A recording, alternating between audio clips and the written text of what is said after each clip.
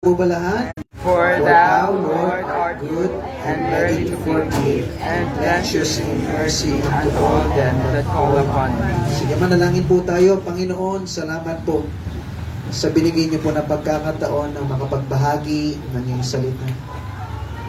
Lord, sa sarili kong paraan, hindi ko po ito kaya.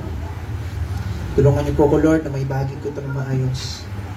At mapakita ko sa lahat, Panginoon, kung gaano po kayo Diyos na mapagpatawad sa amin pong lahat.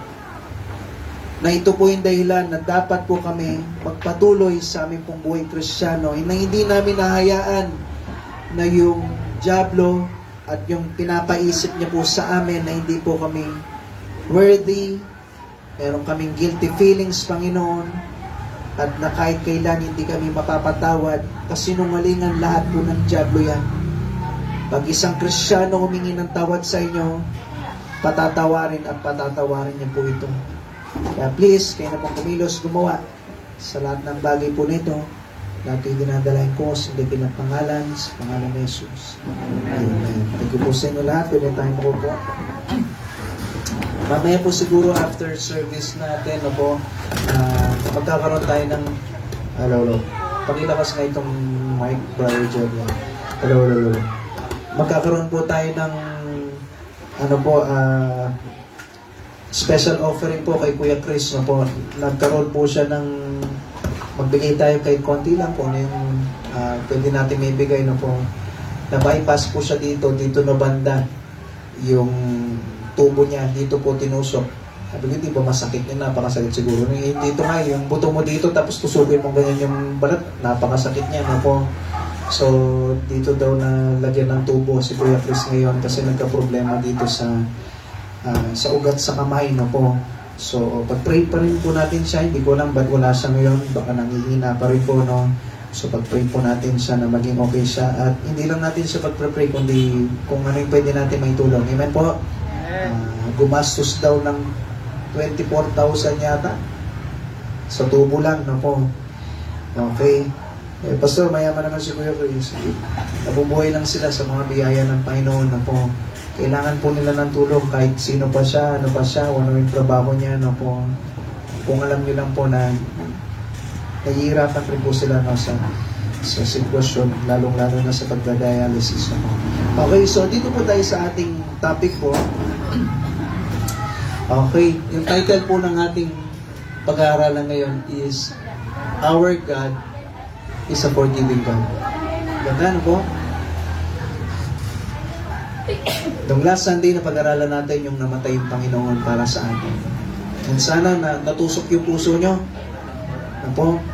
At yan yung nagiging dahilan bakit, Lord, sige, wala na akong irereklamo sa kahit anong paglilingkod ko sa inyo. And ngayon po, pag-aaralan naman natin na yung Diyos, mapagpatawad siya. Tignan niyo yung verse sa Bible na binasa natin. Maganda mag-uwit niyo yan sa Bible niyo para maalala niyo. Sabi niyo, for thou, Lord, ikaw, Panginoon, art good, mabait ka, mabuti ka, ready to forgive. Ganda, po? Ready yung Diyos na magpatawad. Okay? And plenteous in mercy. Marami daw siyang awa po sa atin, sa mga tao na tumatawag po sa Kanya. Amen po? Yung Panginoon, nung napako nga siya sa krus, di ba po, ano nangyari? Ibinigay niya yung buhay niya, pero habang nandun siya sa krus, ano sinabi niya? Father, forgive them. Okay, sabi yan ng Luke chapter 23 and verse 34. Kung titignan niyo po yan, ang sabi ng Bible, Father, forgive them, for they know not what they do. Pero kung nakapako na nga siya, sinabi niya pa sa Panginoon, sa Diyos Ama, na kung saan, Ama, patawarin niyo sila kasi hindi nila alam ang kanilang ginagawa. Tandaan niyo po, ang pagpapatawad ay isa sa mga ugali ng Panginoon natin. Amen po? At sabi niya po dito sa Psalm 103 and verse 10. Psalm chapter 103 and verse 10. Okay, Psalm 103 and verse 10.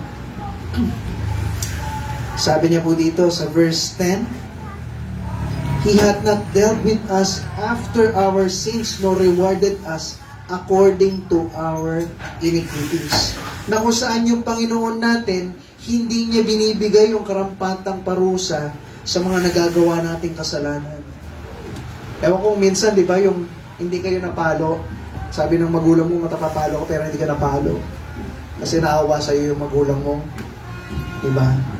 Alam niyo ba, yung Panginoon, na kung saan meron rin po siyang awa sa atin. Kung ibinigay lang ng Diyos yung karampatang parusa sa mga ginagawa mo kasalanan, lagot tayong lahat. Amen po? Biro mo, paparusahan ka ng Diyos. O, merong mga bagay na pinalo ka ng Diyos. Hindi naman paparusahan po, pinapalo po pala. Mali yung pinaparusahan. Papaluin po tayo ng Diyos na po sa mga bagay na ginagawa natin. Pero hindi po sa sobrang palo na kung saan yung karapat dapat po talaga sa atin. Sabi niyo na sa verse 11, tingnan niyo po. Verse 11, basahin natin ng sabay-sabay po. Okay, Psalm 103 and verse 11. Pakibasa po. Ready? Go! For as the heaven is high above the earth, so great is mercy toward them that fear Him. Yung langit nga sobrang taas niya sa lupa o dito sa earth natin. Biro mo, ang taas ng langit, di ba? Masusukat mo ba yan? Hanggang galaxy? Masusukat niyo? Layo niya. Ganyan daw kahaba yung awa ng Panginoon sa ating lahat. Amen po? Galing, mapagpatawad pala yung Diyos natin. Na kung saan, yung Panginoon natin, minsan iniisip niyo, Pastor, napaparusahan ako kasi doon sa mga kasalanan ko. Tandaan niyo, yung Diyos, hindi siya Diyos na mapagparusa. Papaluin ka niya, pero hindi ka niya paparusahan. Magkaiba po yun. Yung mga anak niyo ba, pinaparusahan niyo? Hindi, pinapalo dapat yan. Hindi pinaparusahan na kung saan nilalatigo mo yung anak niyo. Meron ba sa inyo? Napalo mo ng walis tingting yan, pero hindi latigo. O hanger, o tsinelas.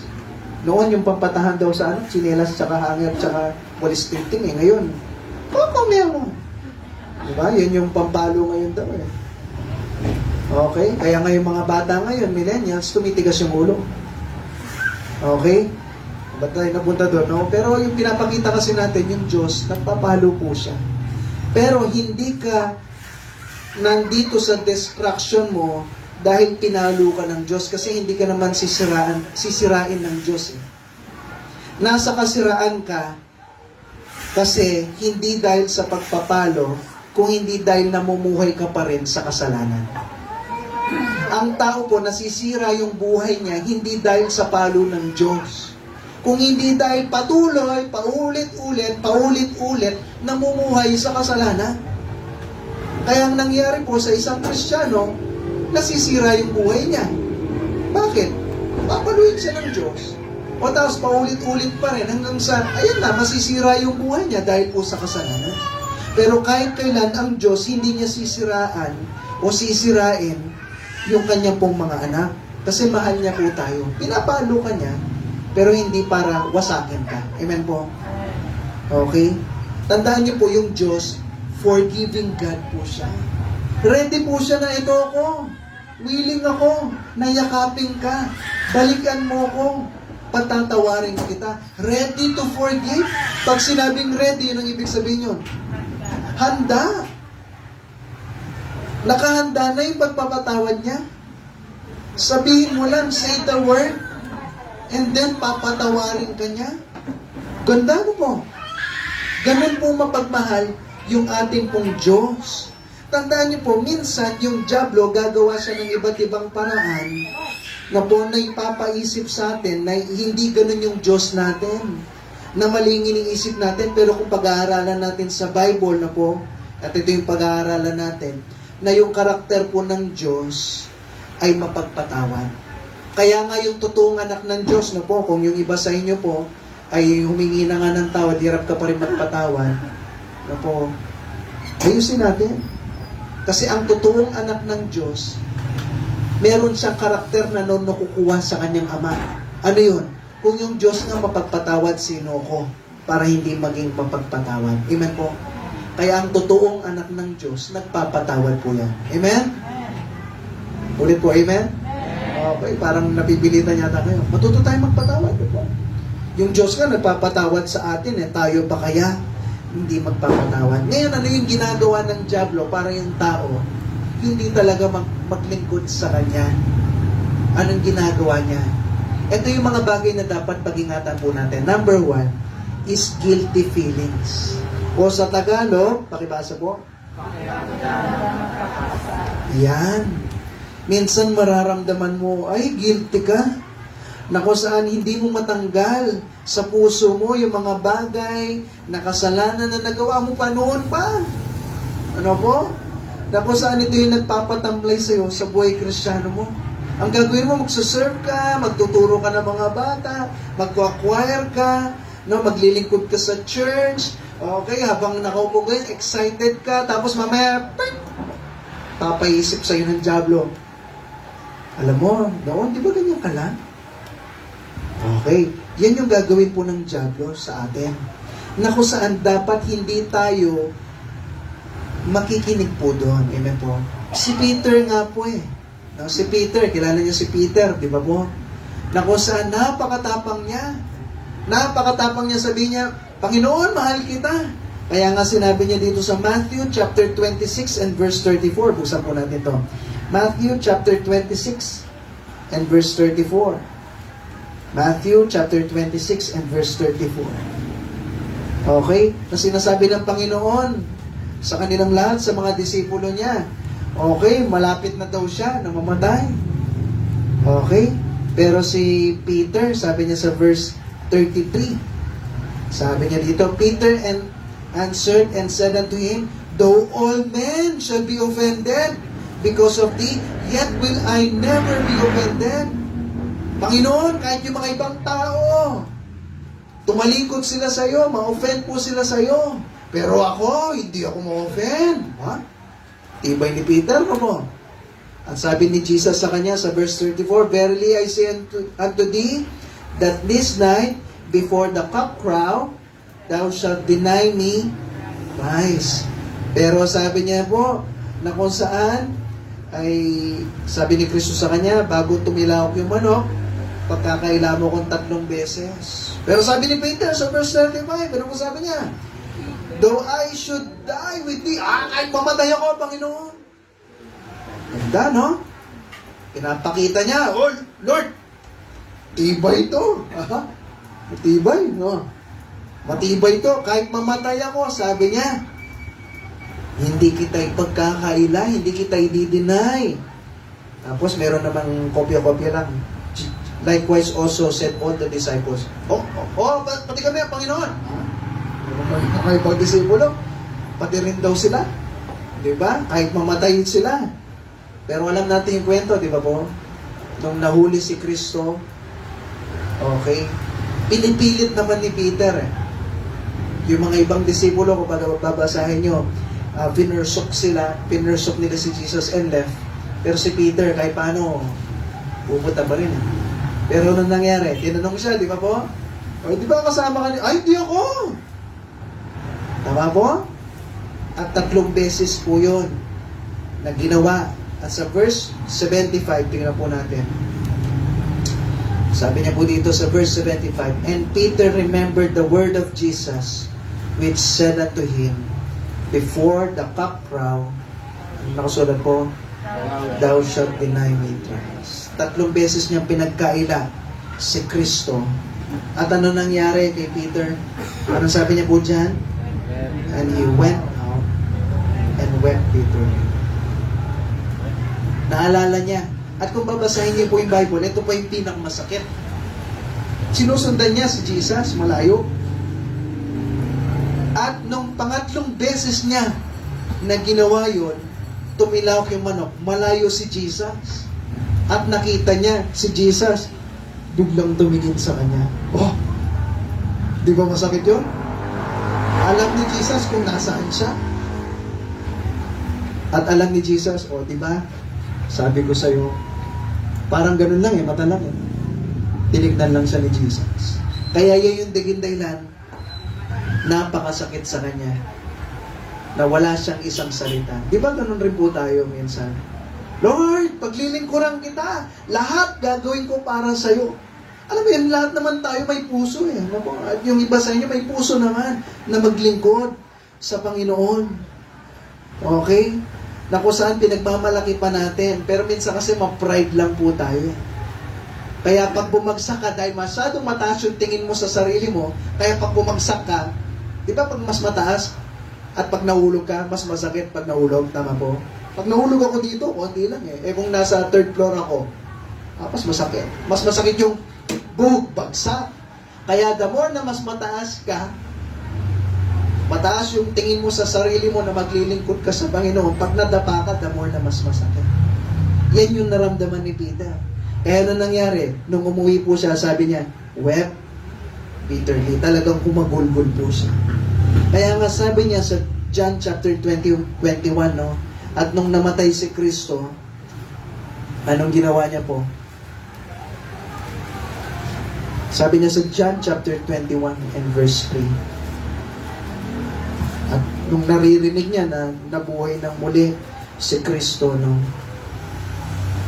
Kumbaga naramdaman niya sa sarili niya, guilty siya sa ginawa niya. At sa verse 3, sabi niya po dito, Simon Peter said unto him, I go fishing. Okay? Bumalik siya doon sa dati. Di ba mangingisda po siya? Okay? Pero bakit kaya sa mga rebulto, no, yung imbes na isda yung ano niya, mga manok yung hawak niya, no? Sa bungero ba siya noon? Bakit manok? Ay, bebero lang na. Okay, kasi dahil tumilawak yung manok, no? Okay? Pero yun, bumalik siya sa dati niyang trabaho. No? Dumating siya sa dati niyang trabaho, mangingisda. At ang sabi niya, balik na lang ako. Ito lang naman ako eh. Nagigilty po kasi siya. At sumama yung mga ibang disipulo sa kanya. They said unto him, we also go with thee. At ang nangyari po, pumunta sila, nangisda sila, at nung gabing yun, ano po nakasulat? Wala silang nakuha. At kung babasahin niyo po yan, umaga po daw sa verse 4, okay, merong isang tao na nagsabi sa kanila, na kung saan si Jesus po yan sa verse 5, okay, meron na ba kayong karne? Wala eh. Sa verse 6, sabi niya, sige, baba niyo yung lambat niyo at makakakuha kayo. So, binaba nila yung mga lambat nila at nakakuha po daw sila. Minsang salita lang ng Diyos, marami silang nakuha. At sa verse 8, na po, kinuha po daw nila yon. Okay? Nakuha po nila yung mga maraming isda. Okay? At ang makikita niyo po, sa verse 10 na po, ready na. Pero mo hindi man nangis na si Jesus Christ, pero ready na. Okay? Sa verse 9 po pala sabi niya, and soon as they were come into the land, they saw a fire of coals, and the fish laid thereon, and bread. Na kung saan, biro mo may isda na kaagad. Okay? May isda na naka-ready. Hindi man ang isda si Jesus, pero may isda na. At meron nang apoy din.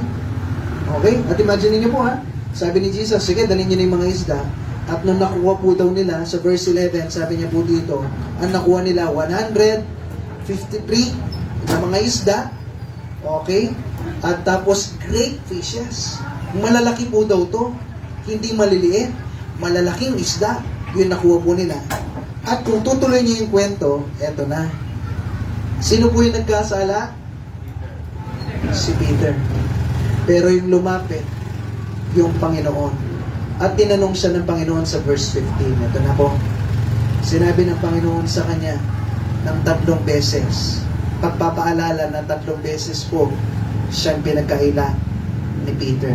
Sabi niya po dito sa verse 15, tignan niyo po. John 21 verse 15. So when they had dined, Jesus said to Simon Peter, Simon, son of Jonas, lovest thou me more than this? Simon, no, anak ni Jonas, no, mahal mo ba ako kaysa sa mga bagay na ito? Mahal mo ba ako kaysa sa mga bagay na ito? Ano yung mga bagay na ito? Yung dati niyang pamumuhay. Di ba mangingisda siya? Simon Peter, mahal mo ba ako kaysa mga... Ba't pinabalikan mo? Akala ko ba, sabi mo, mahal mo ko. Eh, bakit nandito ka ngayon? At kung titignan niyo po sa verse 16, ninulit niya. Simon, sabi niya, son of Jonas, lovest thou me? Mahal mo ba ako? So bakit ginagawa po ni Jesus Christ po ito? Na 3 beses, no? Pagpapaalala na, Peter, nasaan yung pagmamahal mo? Di ba sabi mo, mahal mo ako? Balik ka na. Ito ko. Paglingkuran mo ko ulit. Hindi na mahalaga na pinagkaila mo ko ngayon. Ang pinaka-importante, paglingkuran mo ko ulit. Amen po? Amen. Na kung saan yung Diyos ready magpatawad po sa atin. At kaya kanyang patawarin. Mahalin. Ready to forgive. Yan yung pinag-aaralan po natin. Pero ikaw, alam niyo po yan, minsan pride na lang po yan eh. Ayaw mong bumalik. Ayaw mong maglingkod ng totoo sa Panginoon. Ayaw nating ibigay yung the best natin. Kasi bakit? Yung guilty feelings, no? Lumaya ka dyan. Amen po? Yung Diyos natin mapagpatawad. Number 2, unworthy feelings. So sa Tagalog, ano po sa Tagalog? Pakiramdam na hindi karapat-dapat. Sabi ng Luke chapter 15 and verse 13. Luke chapter 15 and verse 13. Luke chapter 15 and verse 13. Sabi niya po dito, and not many days after the younger son gathered all together and took his journey into a far country, and there wasted his substance with riotous living. So, anong pinapakita po dito? Kung naalala niyo yung prodigal son, prodigal son, ano po? Ano yun? Sino yun? Yung merong isang ama, meron siyang 2 anak, at tapos yung isang anak naglilingkod ng totoo sa Diyos, pero yung bunso, anong sabi niya? Sabi niya, Ama, sabi niya, kunin ko na yung mana ko. Buhay pa, kinukuha na yung mana, no, tay? Ang tatay Danilo, kinukuha na yung mana, buhay pa. Parang pinapatay ka na, no? O anong ginawa niya? Kinuha yung mana, ginawa ng tatay, hinati yung ari-arian, at binigay yung pera sa anak. Ang ginawa ng anak, pumunta sa malayong lugar, at winaldas niya yung pera niya. Hanggang sa dumating sa punto, marami siya naging kaibigan, pero tandaan nyo, lahat ng pera nauubos yan. Walang unlimited money. O ngayon, nung nagkaroon ng sakuna, lahat ng kainuman niya, wala na. Kaya tandaan niyo po, pag nakipagkaibigan kayo dito sa mundo, pag may problema na, iiwan ka niya. Amen po? Ang mga tunay na kaibigan is yung nasa loob ng simbahan na naglilingkod. I-encourage ka pa niya na matutuong maglingkod sa Panginoon. At kung meron man mga bagay na pangangailangan, hindi man lagi sa pera, pero kahit paano matutulungan ka niya. Amen po? Kasi totoong kaibigan nasa loob ng simbahan. Okay po? Na kung saan, ano nangyari? Salamat, dumating sa punto nung dahil nagkaroon ng sakuna, nagpakain siya ng baboy, nagugutom siya. Imagine nyo, pagkain na ng baboy, sobrang gutom niya. Gusto niya rin kainin. At yung masaklap, hindi pa rin pwede. Kasi bakit? Binabayaran lang siya eh. Sakuna nun eh.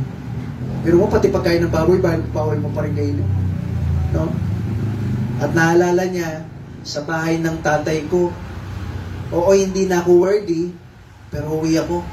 Kahit maging katulong na lang ako. At bumalik ako sa bahay ng tatay ko. Kasi sa bahay ng tatay ko, yung mga katulong, kumakain pa rin ng masarap. Salamat po sa Panginoon, no, na kung saan meron siyang pagpapakumbaba. Dumating na sa puntong nagpakumbaba na siya. Hindi yung makapal pa yung, tingnan nyo nga kung medyo yung mga mukha natin. Na kung saan minsan makapal pa yung mukha, babalik tapos, baka tay, baka may kwintas ka ba dyan, tsaka simsing. Buti na lang, hindi niya ginawa yan, no? Nagpakumbaba po siya. Sabi niya, babalik ako, hindi para isang anak, o hindi para maging katulong na lang. Unworthy feelings. At kung pag-aaralan niyo po yung Bible na po, anong ginawa po ng anak? Okay? Na kung saan, sabi niya dito sa verse 16, Luke 15 and verse 16. Sabi niya po dito, ito yun, no? And he would fain have filled this valley with the husk of the swine that did eat, and no man gave unto him. Gusto niya kainin yung pagkain ng baboy, no? At sa verse 17, sabi niya, when he came to himself, kumbaga na-realize niya yung pagkakamali niya, How many hired servants of my fathers have bread enough and to spare, and I perish with hunger. Okay? Na kung saan yung mga katulong ng tatay ko, maraming pagkain yan. Ako, nagugutom ako dito. Sa verse 18, babalik ako. At sasabihin ko sa tatay ko, nagkasala ako sa inyo, sabi niya, sa langit at sa inyo. At sa verse 19, ito po yung sinasabi ko sa inyo, yung unworthy feeling. Sabi niya po dito sa verse 19, and I'm no more worthy to be called thy son. Hindi na ako karapat-dapat na maging anak niyo. Salamat sa Panginoon, no? Na kung saan mahaba yung pagpapatawad niya sa ating lahat. Amen po? Na yung binasa natin sa verse sa Bible, ready to forgive and plenteous in mercy. Pag sinabing plenteous, marami. Marami po siyang awa sa atin. Ganyan po yung Panginoon. Salamat no, hindi niya sinabi na, o sige ha, bawal magkasala. One chance lang papatawarin kita. Patay. Ang hirap no, no? One chance ka lang papatawarin ng Diyos. Pero salamat, mahaba yung pagpapatawad ng Diyos po sa atin. At anong nangyari sa verse 20? Tingnan niyo po. Sabi niya, and he arose and came to his father. So papunta na siya sa tatay niya. Anong sabi po? But when he was a great way off, malayong malayo pa lang siya. Ano po? Ano nangyari? His father saw him. Ibig sabihin, pag malayo pa lang siya nakita na, anong ginagawa ng tatay niya? Inaabangan siya. Malayo pa lang nakita na, tuldok pa lang. Malinaw, buti pa yung tatay niya, malinaw yung mata, no? Pero kung maliit pa lang siya, tuldok pa lang, malayo, anak ko yun. Ano nangyari po? Sabi niya, his father saw him and had compassion and ran and fell on his neck and kissed him. Na kung saan ang ginawa ng ama, nakita malayong malayo, tumakbo. Sino yung may kasalanan po? Yung anak. Sino yung tumakbo? Yung tatay, yung anak ko. Pinuntahan niya po yung anak niya. At ano nangyari? Fell on his neck, umiyak doon sa leeg ng kanyang anak. And kinis niya yung anak niya. Ang ganda po, no? Pagpapatawad po yan ng Diyos para sa atin. Na kung saan, lumapit lang. Yung anak, bumalik lang. Malayo pa, bumalik lang. Anong ginawa po ng ama? Wala pa nga sinasabi yung anak eh. Tama po? Wala pang sinabi yung anak dito. Pero yung katotohanan na bumalik lang yung anak, isang malaking halaga na yun sa tatay niya, na lumapit lang yung anak. Okay na kagad, enough na kagad yun sa tatay na nagpakumbaba kaagad yung anak. Isang sign ng pagpapakumbaba yun ng anak eh, na magbalik loob siya sa kanyang ama. Amen po? Ganyan yung Panginoon po natin. Sa sobrang pagmamahal niya sa atin, lumapit ka lang. Magpakumbaba ka lang. Dati kang lumalayo sa Panginoon ganato na ako Hindi. Bumalik loob ka. Amen po? At paglingkuran mo ulit siya. Ready po siya, babalik siya. Gusto kanyang yakapin at mahalin at ipakita po sa inyo na mahal po tayo ng Ama. Ano po? Kung titignan niyo po yung Bible, ano po? Sabi po ng anak doon sa tatay niya sa verse 21. Sabi niya, and the son said unto him, Father, I have sinned against heaven and in thy sight, and no more worthy. Hindi na ako karapat-dapat. Yan yung pakiramdam natin. No po? Hindi na tayo karapat-dapat na tawaging anak. Pero nung ginawa ng tatay sa verse 22, but the father said to his servants, bring forth the best robe. O bigay niyo yung pinakamagandang robe na yan. No po? Lagay sa kanya at put niyo yung ring. Yung ring na yung katunayan na anak po siya. At ilagay po sa kanyang kamay. At bigyan siya ng sapatos. Anong pinapakita po dito? Pero mo, magsasalita pa lang siya, Ama, nagkasala ako sa iyo. At sa langit, nagkasala ko. Walang pakialam yung tatay, hindi. Dali niyo yung damit dito, yung singsing, sapatos. Di na nga siya pinakinggan Ang ganda po. Ganyan mapagpatawad yung Ama po natin sa atin. Kaya kung iniisip mo, hindi na ako karapat-dapat na maglingkod sa Diyos. Hindi na ako karapat-dapat na tawaging anak ng Diyos. Hindi, mapagmahal po yung Diyos natin. Balik po tayo sa Kanya. Amen po? Makapaglingkod po tayo ulit sa Kanya. Ganyan po tayo kamahal ng Panginoon. Minsan po narinig ko yung sinabi ni Pastor Bokoy at sabi niya po ganito. Meron po daw 3 Kristiyano. Ano yun? Yung una, yung Kristiyanong walang pakialam. Yung mag-a-attend lang sa church, sige, kahit anong sabihin mo, Pastor, wala akong pakialam dyan. Basta ako nag-a-attend ako dito. Papayaan mo ko. At meron rin Kristiyano, so yung isa walang pakialam, yung isa, Kristiyanong tama lang. Na kung saan, sige, maglingkod ako pero hanggang dun lang. Yung tamang-tama lang. At merong Kristiyano na mapagmahal sa Diyos talaga. Yung mahal niya talaga yung Panginoon sa buhay niya. At tandaan nyo, itong 3 Kristiyanong po na ito, pare-pareho po yan, madadapa. Pare-parehong magkakasalaya. Tama po, kasi walang taong perfecto. Pero tandaan nyo, dito sa 3 to, yung Kristiyanong walang pakialam, pag nadapayan, wala pa rin pakialam. Yung Kristiyano naman na kung saan ay tama lang na paglilingkod, okay? Ang mangyayari dyan, pag nadapayan sa Panginoon, magiging tama pa rin. Ganun pa rin. Same lang. Pero yung Kristiyano na merong puso na nagmamahal sa Panginoon, pag nadapayan, huwag ka naman sanang maging walang pakialam. At huwag daw rin bumalik dun sa parang tama ka na lang. Kung hindi mahalin po natin ulit yung Diyos. Amen po? Bumalik loob ka ulit sa Kanya. Kung nadapa ka, nagkamali ka, balik loob po ulit tayo. Ibigay mo ulit yung buong puso mo katulad rin ng dati. Amen po? Ganun po dapat. Kasi bakit? Ang sabi po ng Bible sa Proverbs 24, buksan po natin to. Proverbs chapter 24 and verse 16. Proverbs chapter 24 and verse 16. Sabi niya po dito, for a just man falleth 7 times and riseth up again, but the wicked shall fall into mischief. Tandaan niyo po, ang taong matuwid, matutumba yan ng 7 beses, pero tatayo pa rin yan. Amen po? Minsan kasi yung Kristiyano, ganito yung nangyayari. Pastor, nadapa na ako, dito na lang ako.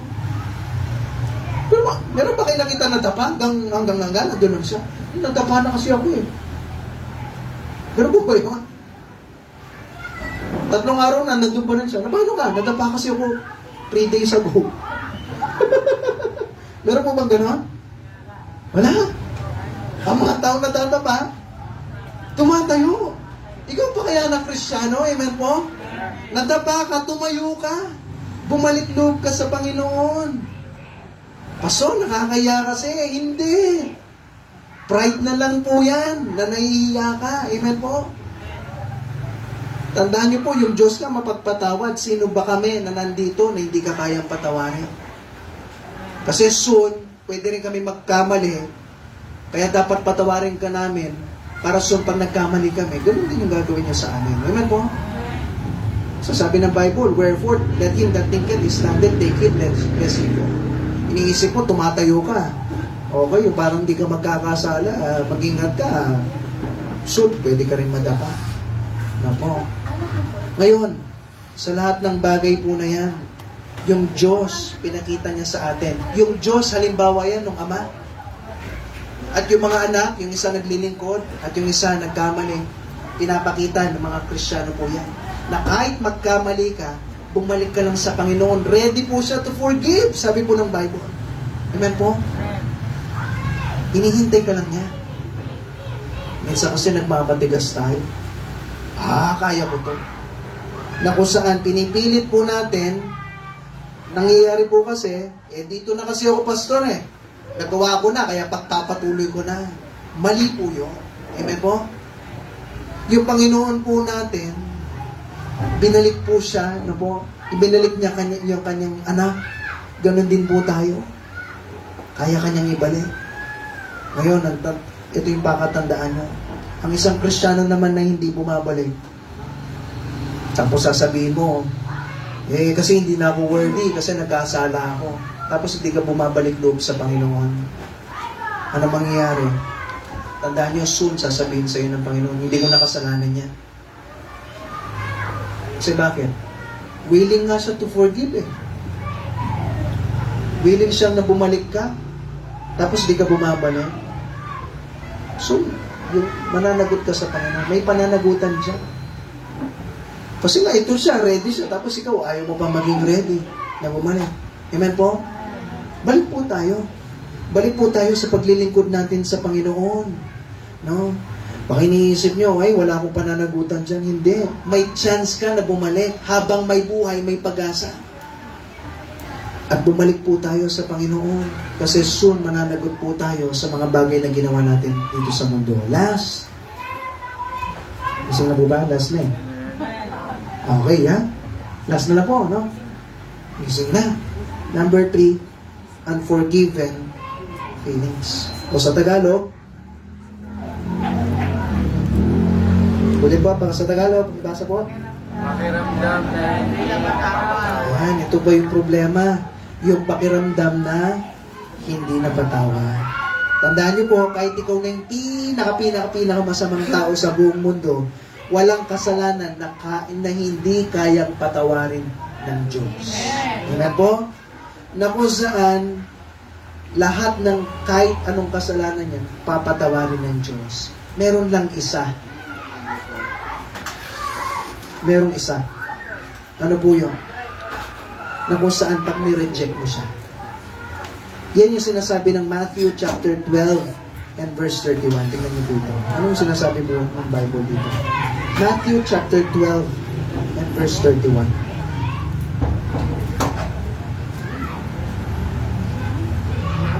Sabi niyo po dito, Matthew chapter 12 and verse 31. Wherefore I say unto you, all manner of sin and blasphemy shall be given unto men. Tandaan niyo, lahat ng yan, lahat ng kasalanan may bibigay sa tao. Pero merong isa. But the blasphemy against the Holy Ghost shall not be given unto men. Okay? Anong pinapakita po dito? Okay. Sinabi pa yan ng Matthew chapter 12 and verse 32. Sabi niya dito, and whosoever speaketh a word against the Son of Man, it shall be forgiven him. Patatawarin ka daw. Pag sa anak ng tao, o which is si Jesus. Tinawag rin siyang anak ng tao, tinawag siyang anak ng Diyos. But whosoever speaketh against the Holy Ghost, ano sabi po? It shall not be forgiven him. Ba? Meron palang kasalanan na hindi mapapatawad. Okay? Pag blasphemy against the Holy Ghost daw, anong ibig sabihin po nito? Ano ba yung Holy Ghost? Yan yung Diyos Espiritu Santo na nangungusap sa tao. Na pinapangusap niya sa tao, na paulit-ulit, pinapakita niya sa tao na si Kristo yung tagapagligtas.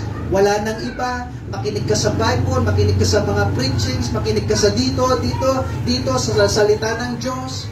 Pakinggan mo na yan, tanggapin mo na si Kristo, at pag nireject mo daw yan. Okay? Pag nire-reject mo ng paulit-ulit po yan.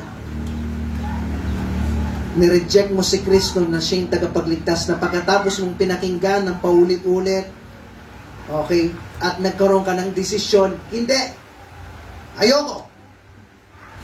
Yung taong yan, mapupunta sa inyo. Nakukuha niyo po ako? Yun lang. Yun lang po, yung walang kapatawaran. Kasi bakit? Nireject mo na eh. At mapupunta ka sa impyerno. Pero kung hindi pa natuldukan na nireject mo, kahit minsan tayo lahat, di ba? Minsan hindi natin pinapakinggan yung salita ng Diyos.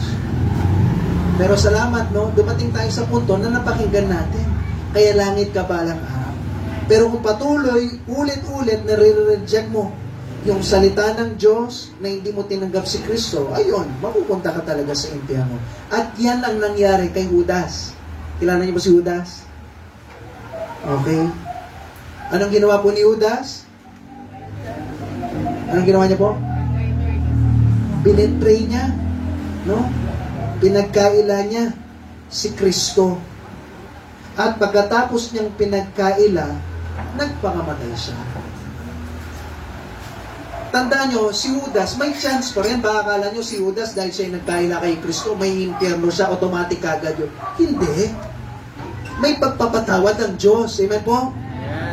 Pero dahil pinakinggan niya yung unforgiven feelings, ay, hindi ako kayang patawarin ng Diyos. Ang ginawa ko, sobrang karumal-dumal. Ang ginawa ko, pinahilihan ko na mahuli si Kristo. Na kung saan yung banal na spirito na napoconvict sa kanya, biro mo, 3 taon. Kasama niya si Kristo. Alam niya si Kristo yung tagapagligtas. Pero paulit-ulit niya ni-reject yun. At may last chance pa sana siya na magsisi. Nung naisip niya na si Kristo, ay, mali yung ginawa ko. Pinalit niya yung pera doon sa mga Pariseo. Doon sa mga priest. Anong gagawin namin dyan? Sabi niya, binato niya. Alam niyo po yung kwento. May chance siya na magsisi. Magkaroon ng pagpabagong buhay, hingi niya ng tawad sa Panginoon, pero pinakinggan niya yung unforgiving feelings. Ay, wala, hindi na ako pwede. Anong ginawa niya? Sabi ng Matthew chapter 27, buksan niyo po yun. And verse 5. Matthew 27 and verse 5. And he cast down the pieces of silver in the temple, and departed, and went and hanged himself. So, anong ginawa niya?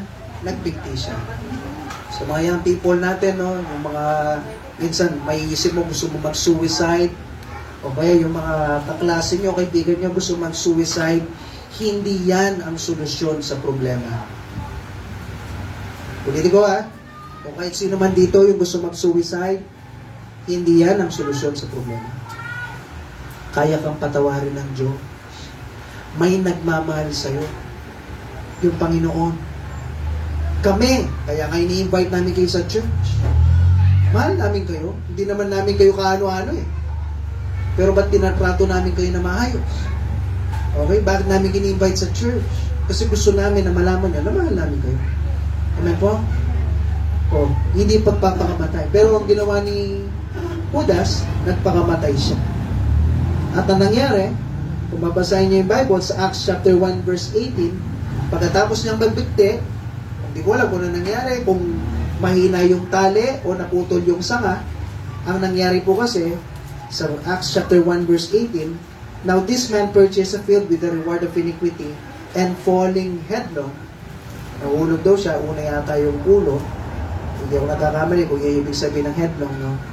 He burst asunder, so pumutok yung katawan niya, siguro nawasak yung katawan niya, mataas yung kung saan siya nagbigti, at lahat daw ng bowels o lahat ng laman loob niya, talagang mga tumalsik. O yan yung nangyari kay Judas. Kasi bakit? Paulit-ulit na nireject niya yung banal na spirito. Oh, wala na talagang kapatawaran dyan. May impyerno ka pag nireject mo na si Kristo yung tagapagligtas. Amen po. Pero tandaan nyo, lahat ng kasalanan kayang patawarin ng Diyos. Sabi niya, ready to forgive. Amen po. Ngayon po, ikaw bilang isang Kristiyano, kung naniwala ka kay Kristo bilang tagapagligtas mo, at paulit-ulit pa rin na feeling mo, ito, kasalanan ako nun na parang hindi kayang patawarin, doon ka nagkakamali. Pag-iisip lang yan na pinapaisip sa'yo ng Diablo na hindi ka kayang patawarin ng Diyos. Amen po? Amen. Sa Diablo po yan. Huwag mong pakinggan yan. Si Judas, pinakinggan niya paulit-ulit. Ayan. Kadanguli, na-impyerno siya. Apo, walang repentance. Walang pagsisisi sa kasalanan talaga. Na mayroong pagkaroon ng change of mind na tanggapin si Kristo. Wala. Apo. At minsan, bilang isang Kristiyano, tinanggap mo na si Kristo bilang tagapagligtas mo, hiningi mo na yan ng tawad sa Panginoon. At ngayon, ito ka ngayon, naglilingkod ka ng maayos sa Panginoon, nag-extension ka, nag-acquire ka, marami kang ginagawa para sa Panginoon. Tapos mamaya, naalala mo na naman yung ginawa mo noon. Tama po? May ganun, ba? Naalala mo na naman. Nagkasala ko sa Panginoon. Yung parang hindi kaya ng Panginoon patawarin, hindi kaya ng Diyos patawarin yung kasalanan mo. Sa Diablo po yan. Huwag niyo pong pakinggan. Kasi pag pinakinggan mo, yan yung magpapatamlay sa'yo. Na hindi ka kayang patawarin ng Diyos. Tandaan niyo po, past is past. Noon na yan eh. Hiningi mo na ba yan ng tawad sa Diyos? O, mapagpatawad yung Diyos. No po, na kaya niyang tanggalin po lahat ng yan. Sabi ng Bible sa Hebrews, tingnan niyo po ito. Maganda, mag-uwitan niyo rin po ito. No? Hebrews chapter 8 and verse 12. Sabi niya po dito, for I will be merciful, Hebrews 8 verse 12, for I will be merciful to their unrighteousness and their sins and their iniquities, mga pagkakamali, kasamaan. Anong sabi po ng Bible? Remember it no more. Will I remember no more? Anong sa Tagalog po noon? Hindi ko aalalahanin pa. Mali po yung kakalimutan na po. Kasi pag kakalimutan, sa English po niyan is forget. Hindi naman makakalimutan yung Diyos natin. Minsan kasi may mga pastor nagsasabi, makakalimutan daw ng Diyos. Hindi niya makakalimutan yan. Hindi niya aalalahanin pa. Alam niya, pero hindi na niya aalalahanin pa. Ganda, no po? Tayo, naaalala natin? Kaya nga, pag yung pagpapatawad daw, magkasama yung forgive and forget. Pero ang hirap yung forget, tama po. So, anong gagawin mo? Pag naalala, ay, hindi na. Tanggalin. Kaya nga yung mga iba sa atin, no po, hirap ka magpatawad. No po? Tanggalin mo. Naalala mo, ganon. Ganon ninyo. Tama po? Kasi mahirap po yan. Pag inaalala nyo po. Okay? Na kung saan, tandaan nyo po, yung Diyos nga, pinatawad ka eh. At hindi niya inaalala, tapos ikaw binobrotab mo pa. Maraming guilty, no? Guilty. Guilty. Kung ikaw gusto mo patawarin ka ng Diyos, matuto po tayo magpatawad sa iba. O, pastor, nagkamali kasi ako nun. Kaya sinabi, huwag niyo na sabihin sa iba. Kung may mga pagkakamali kayo noon pa. Panahon pa ng, dinosaur. Hiningin mo na ba ng tawad po yan? Sa Panginoon. Huwag mo na namin. Huwag mo na ikwento sa iba. Wala silang karapatan na alamin pa yan. Amen po? At saka hindi ko na kailangan malaman yan. Noon pa yan eh. Kung ngayon yan, siyempre kung pagkakamali sa loob ng simbahan yan, dapat malaman ko yan. Pero kung noon pa yan, huwag niyo kwento sa iba, chichismis lang na yan, hanggang sa bandang uli. Nachismis ka tuloy, naging masama ka pa tuloy. Noon pa yan eh, panahon pa ng dinosaur. Kinikwento mo pa sa iba. Amen po? Amen po? O, huwag niyo na kikwento. Pinatawad ka na ng Diyos. Ang sabi po ng Bible, ito yung last, nababasahin po natin. 1 John, chapter 1 and verse 9. 1 John, chapter 1 and verse 9.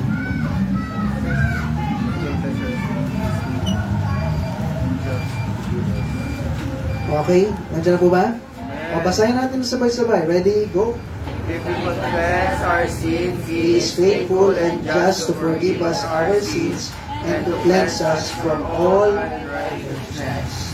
Pag kinumpisan mo daw yung kasalanan mo, siya'y matapat at matuwid na magpapatawad sa ating mga kasalanan at maglilinis sa atin sa lahat ng kalikuan.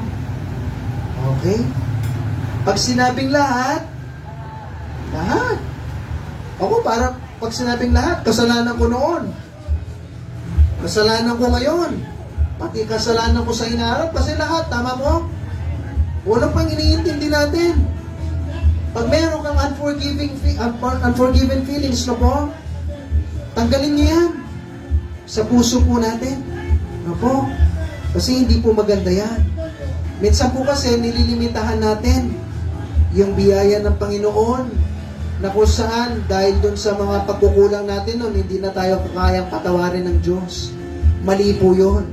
Maling-mali po yun. Tandaan niyo po, yung Diyos, mapagpatawad siyang Diyos. Okay po? Yun yung pakatandaan nyo. Kahit kailan, patatawarin ka po. Okay po? Basta, ang gawin lang po natin, lumapit ka. Amen po? Pero huwag ka namang abusado. Ulitin ko po ha. Kailangan na rin ka. Yung Diyos mapagpatawad. Pero huwag kang abusado. Minsan kasi ganito eh. Paulit-ulit ka sa kasalanan. Tapos, Lord, sorry na lang po ha. Tapos gagawin mo na naman ulit. Lord, pasensya na po ha, sorry na lang po. Sana po mapatawad niyo ako. With the purpose na uulitin mo ulit. Naalala niyo po yung sinabi ko po noon? Pag sinadya daw natin yung kasalanan natin, ang ginagawa mo, yung ginawa ni Kristo sa'yo, parang ginagawa mo, yung anak ng Diyos, parang tinatapakan niyo po siya sa paulit-ulit na kasalanan na ginagawa natin. Ganun ba yung ginagawa mo sa Diyos? Wag po. Hindi po maganda. Ang sabi ng Bible, mapaparusahan ka dyan. Opo, mapagpatawad yung Diyos. Pero wag kang abusado. Mahaba yung pagpapatawad niya. Sabi niya, kung gaano kalayo daw yung langit at lupa, ang lawak niyan. Pero wag kang abusado. Huwag kayong paulit-ulit sa mga sadyang kasalanan. Hindi po natutuwa yung Diyos dyan. Hindi ka talaga humihingi ng tawa. Nagtatanggal ka lang ng konsensya. Pero tandaan niyo po, yung Panginoon, lagot ka dyan pag paulit-ulit po tayo. Pero kung hindi ka naman paulit-ulit, tandaan niyo po, itong tatlong to, binibigay lang ng Diyan. Alam naman ng Diyos na kung saan totoo ka naman sa Panginoon. Pero minsan, madadaba ka. Pwede kayo magkamali, pwede ako magkamali. Huwag mo namang hayaan yung guilty feelings nandiyan. Yung feeling na unworthy ka, Lord, tinaparapat-dapat. Hihingi mo lang ng tawad sa Diyos yan at bumalik loob ka sa Kanya. Papatawarin ka ng Panginoon. Amen po? At yung huli is kung nararamdaman mo na hindi ka pa pinatawad ng Diyos, dun ka nagkakamali. Basahin mo lang paulit-ulit hanggang sa maintindihan mo yung 1 John 1. Matapat at matawid siya na magpapatawad sa ating mga kasalanan. Pastor, ganito kasi ako ganito na lang ako. Yun yung problema mo, di ba? Ganito na kasi ako kaya pagpapatuloy mo. Mali yun. Amen po? Nagkamali na kasi ako kaya wala dito na lang ako. Huwag ka mag-drama. Kakaking-drama mo yan Balik ka sa Panginoon. Amen po? Paglingkuran natin po siya ulit. Tandaan niyo po, yung verse, basahin natin ulit, yung Psalm, tama ba? Yung Psalm 86 and verse 5. Bago tayo magtapos. For thou, Lord, art good and ready to forgive and plenteous in mercy unto all them that call upon you. Yung Diyos ready magpatawad sa mga taong totoo. Amen po? Kung humingi ng tawad, Lord, patawarin mo ako. At kung humingi ka ng tawad sa Diyos, patawarin mo rin yung sarili mo. Amen po? At magsimula na tayong maglingkod. Amen po? Sa Panginoon natin. Ganda po ng lesson po, no? Tayo po tayong lahat. Manalangin po tayo.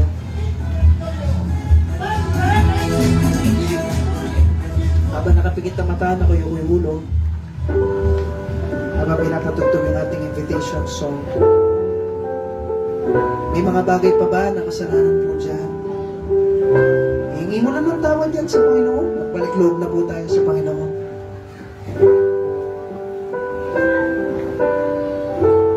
At pagsimula na tayo, fresh new start. Lord, eto ako, paglilingkuran na kita ng totoo at tapat. Wala pong kasalanan na hindi kayang linisin ng Diyos. Huwag mo lang siyang i-reject. Sa mga bisita natin na hindi pa sigurado balang araw langit, ang sabi po ng Biblia, si Kristo namatay sa krus para pagbayaran yung kasalanan mo at kasalanan ko. At ang gusto lang sa atin ng Panginoon, aminin mo na meron kang kasalanan. Hihingi mo ng tawad yan, katulad ng pinag-aaralan natin ngayon. Ready magpatawad yung Diyos sa mga kasalanan natin. At gusto ka niya madala sa langit balang araw. Kaya ang gawin mo, hingi ka ng tulong sa Diyos, nadaling ka niya sa langit balang araw. Kung hindi ka pa sigurado balang araw langit sa mga bisita natin, ang Diyos sabi niya, kaya ka niyang dalhin doon. Aminin mo lang na meron kang kasalanan.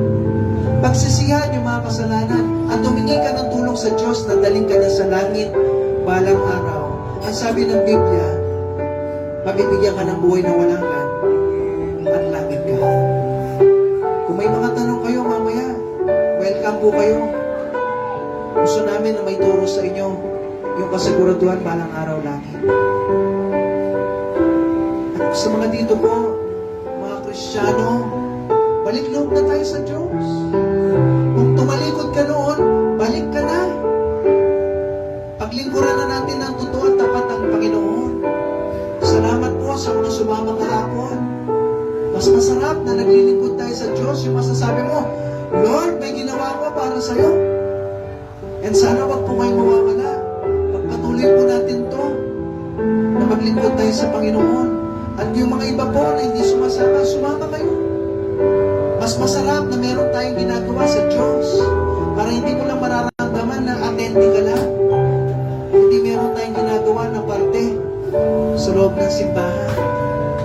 At sa mga meron pa pong guilty feelings dyan, tanggalin na po yan. Feeling na unworthy ka, hindi ka karapat-dapat na bumalik, doon ka nagkakamali. Yung Diyos nga kaya kang patawarin. Gusto ka niya bumalik. Yan yung sinabi niya kay Peter, balik ka. Mas mahal mo ba ako kaysa dito?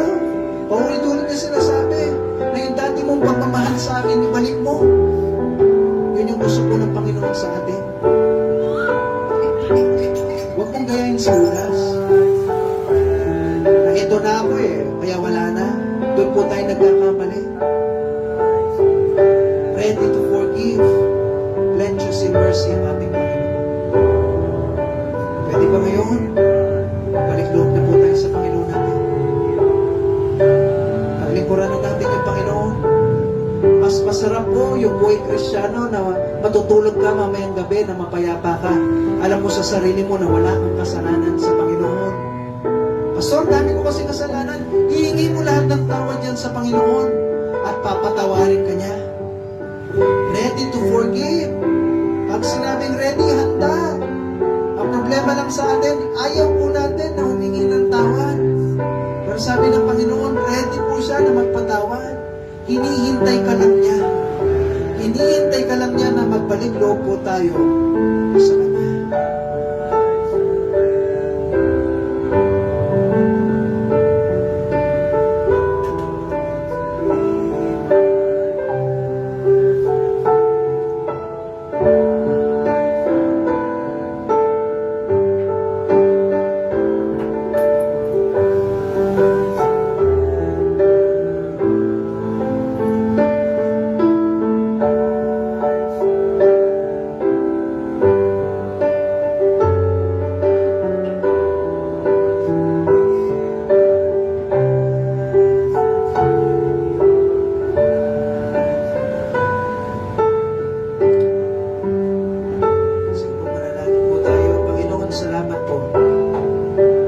Salamat sa napakinggan namin na kayo, Panginoon, ready to forgive, plenteous in mercy.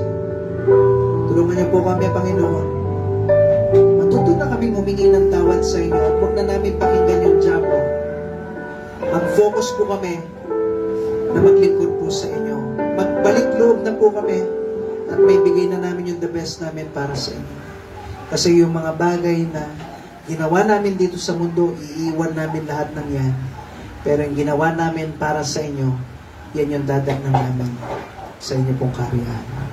Purihin po kayo, Panginoon, sa lahat ng bagay po nito. Lahat yung dinadalain ko sa dakilang pangalan, sa pangalan ni Jesus. Amen. Thank you po sa inyo lahat. Magkaroon po tayo ng panalangin. No po? May pag-pray lang natin ating offering. Hindi ko si Tatay Ernesto na pwede niyo po pag-pray ang ating offering.